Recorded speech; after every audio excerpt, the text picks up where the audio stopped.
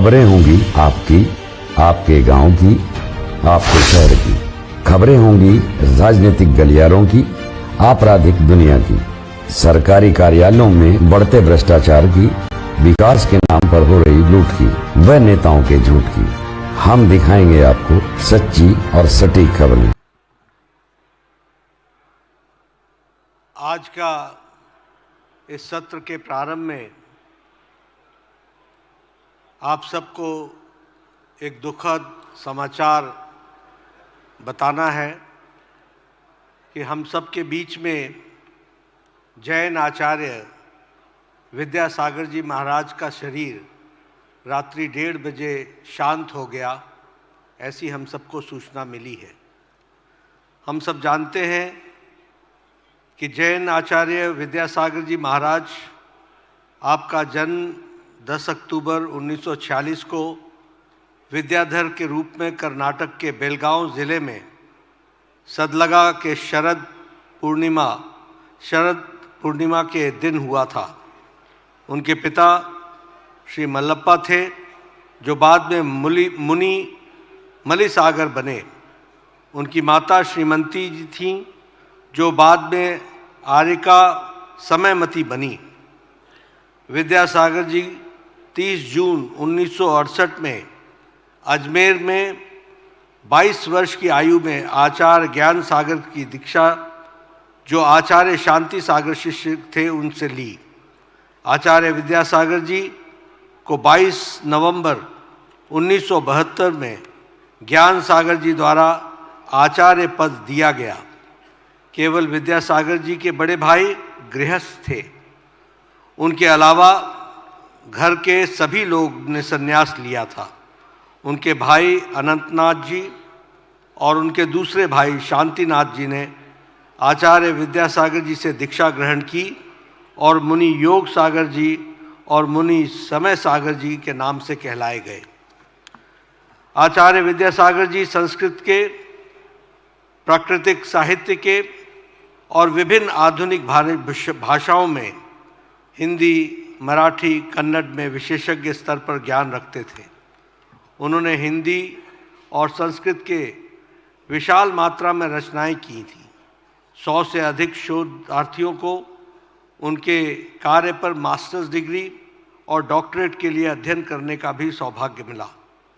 उनके कार्य में निरंजना शतक, भावना शतक, परिशः जया शतक, सुनीति शतक और शर्माना शतक शामिल है।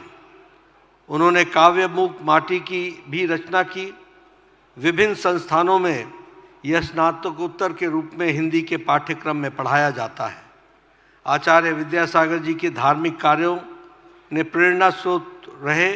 आचार्य विद्यासागर जी के शिष्य मुनि क्षमा सागर जी ने उन पर आत्मवेशी नामक जीवनी लिखी है। इस पुस्तक की अंग्रेजी अनुवाद भारतीय ज्ञानपीठ द्वारा प्रकाशित हो चुका है। इसके साथ साथ हम यह भी बताना चाहेंगे कि जैन आचार्य विद्यासागर जी ने अपने जीवन में सांसारिक सुखों से अपने आप को बहुत दूर रखा और बहुत ही कठोर जीवन उन्होंने जिया। अगर सांसारिक दृष्टि से देखा जाए तो उनका कोई बैंक खाता नहीं था, ट्रस्ट नहीं था, कोई जेब नहीं थी, कोई मोह माया नहीं थी। अरबों रुपए जिनके ऊपर न्यौछावर होते, उन गुरुदेव पर कभी धन का उन्होंने स्पर्श भी नहीं किया। ऐसे हमारे विद्यासागर जी थे। उन्होंने आजीवन चीनी का त्याग किया, आजीवन नमक का भी त्याग किया, आजीवन चटाई का त्याग किया और आजीवन खान पान में भी उन्होंने बहुत ही रिस्ट्रिक्शन रखा। इस तरीके का उन्होंने जीवन जिया। पूरे भारत में सबसे ज़्यादा दीक्षा देने वाले एक ऐसे संत थे जो सभी धर्मों में पूजनीय थे। वो सही मायने में शारीरिक रूप से संसार में ज़रूर थे, लेकिन वो ईश्वरीय की शक्ति थे और ईश्वर के अंश थे और ईश्वर ताकत रखने की क्षमता के वो धनी थे। ऐसे आचार्य विद्यासागर जी आज हम सबके बीच में नहीं रहे हैं। उनके शरीर का तेज ऐसा था जिसके आगे सूरज का तेज भी फीका हो और कांति के चांद भी फीका हो। ऐसे हम सबके आदरणीय आचार्य जैन मुनि जी हम सबके बीच में नहीं रहे हैं। हम सब लोग 1 मिनट के मौन के लिए अपने स्थान पर खड़े होकर के आचार्य विद्यासागर जी को श्रद्धांजलि देंगे।